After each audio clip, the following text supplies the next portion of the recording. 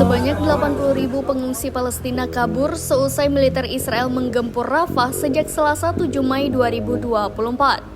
Hal itu disampaikan oleh Badan PBB yang mengurusi pengungsi Palestina.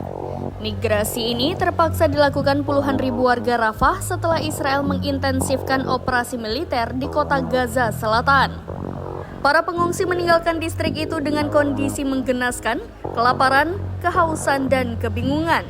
Mereka tidak tahu harus berlindung kemana lantaran Rafah menjadi satu-satunya rumah teraman bagi 1,2 juta pengungsi Palestina. Sebelum melancarkan serangan, tentara Israel sempat memerintahkan warga Rafah untuk segera mengevakuasi diri. Sebagai gantinya, Israel menjanjikan telah menyiapkan lokasi penampungan di wilayah Muasi yang berada di dekat pantai Palestina. Tak berselang lama dari itu, militer Israel mulai melancarkan serangan udara dengan menembakkan sejumlah rudal ke kota Rafah.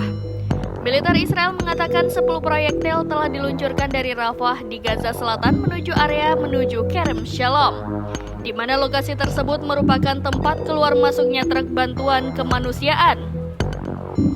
Serangan ini kemudian memaksa 80.000 orang berbondong-bondong meninggalkan Rafah demi menyelamatkan diri dari serangan Israel.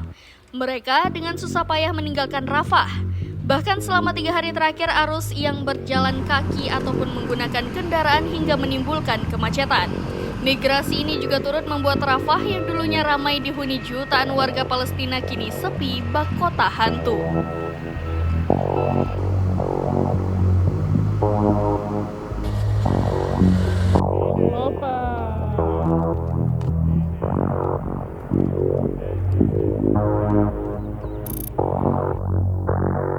Download Tribun X sekarang, menghadirkan lokal menjadi Indonesia.